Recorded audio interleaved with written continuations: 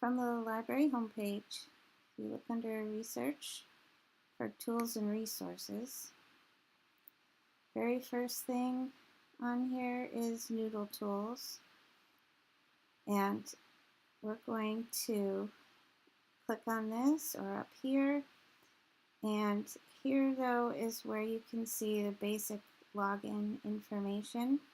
So your user ID is the same as the beginning of your email address. So first initial, last name, and then the last 2 digits of your graduation year.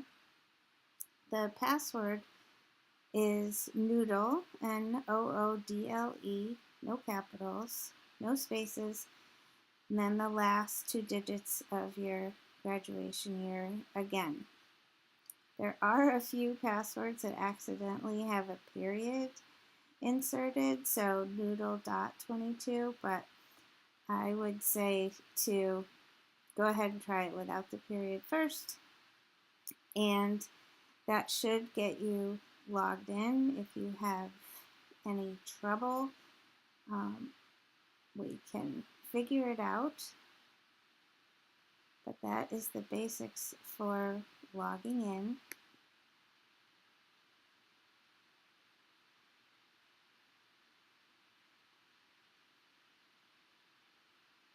So here is what the sign-in page looks like, and you do not need to register. I've already created accounts for everyone. So if you have logged in before and you maybe changed your password or something like that, and now you can't remember it, you can try I forgot my password, and it will help you try and retrieve that. But in any case, once you're signed in,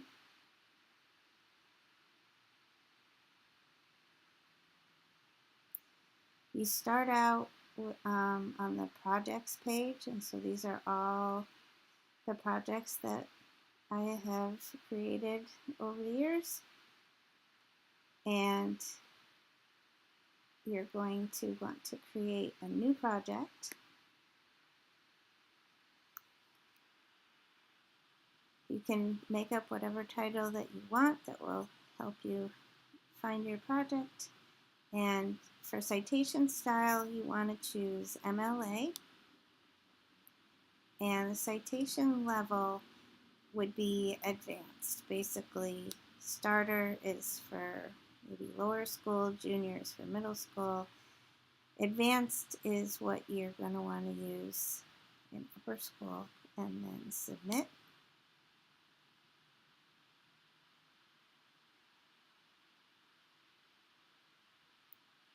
So now we're on the dashboard page, and every project, I'm going back to the projects page, every project has its own dashboard page. So once you choose which project is going to be open, once you click on it, you should go directly to the dashboard page for that project.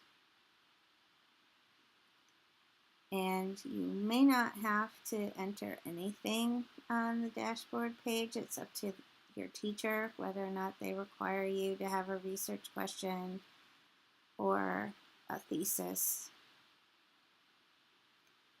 But the main part that you're going to be using for sure is the sources page. So to create a new citation, the first thing, and it can seem overwhelming at first, is just figuring out what kind of source you're using.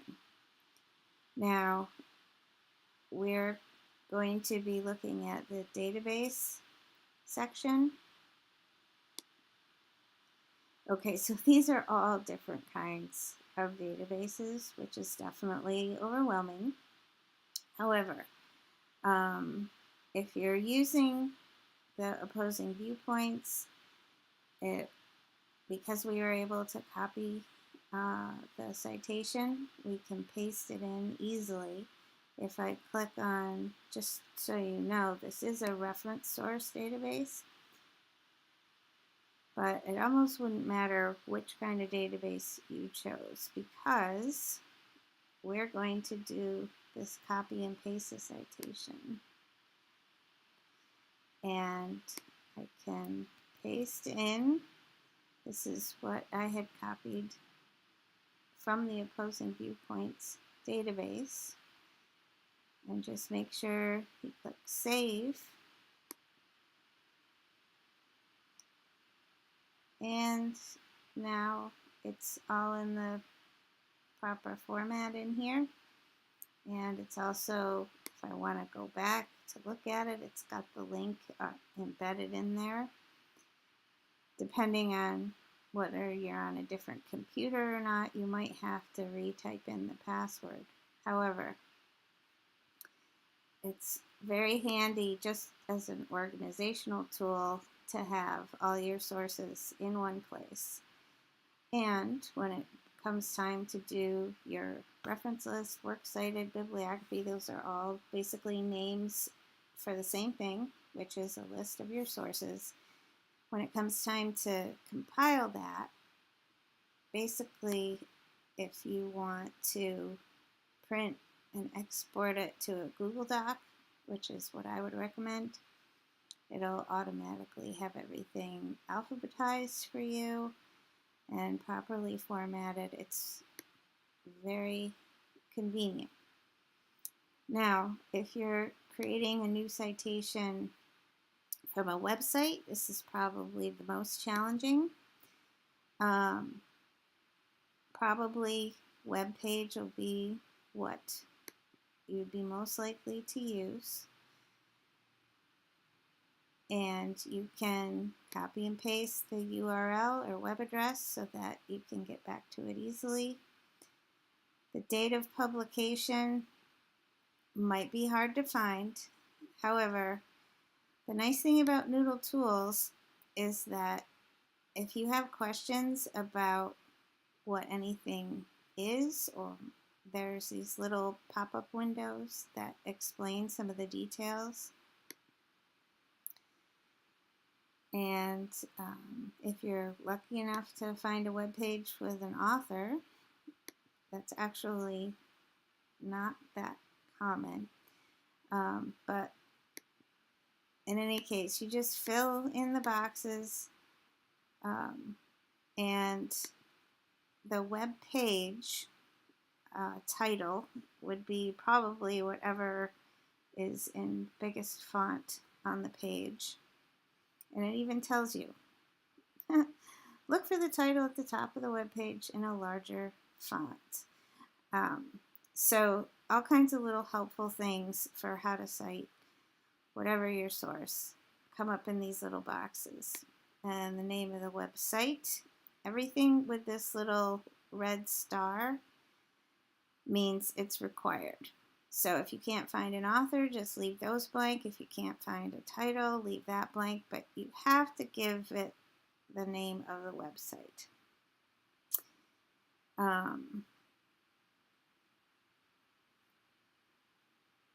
And if you should, for websites, also have the date that you access the site, since they change, that can matter. If you just click on today, it'll automatically do that for you. And let's see. Oh, it's already saying, hey, name of the website. Better put that in here.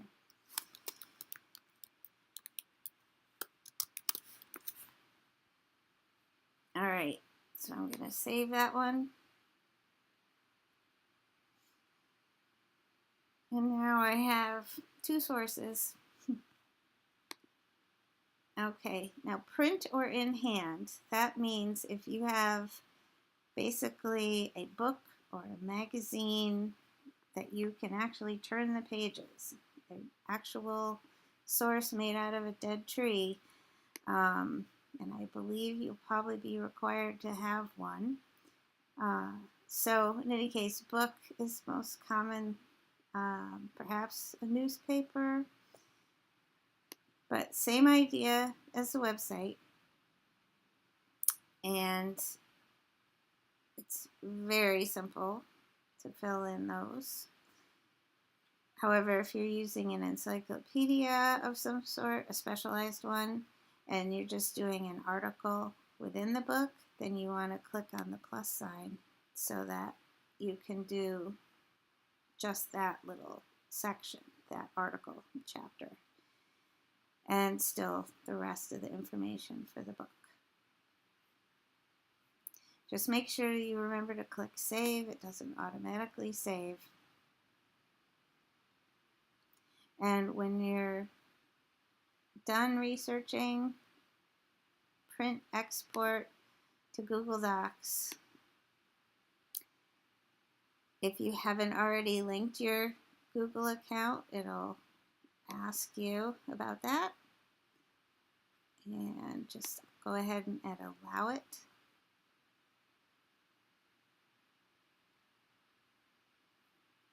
And there we go, my works cited page, already looking very professional. And that will also show up in Google Drive as sources for, and then the name of your project. I called this hunting, so it's sources for hunting. And that is the basics of NoodleTools.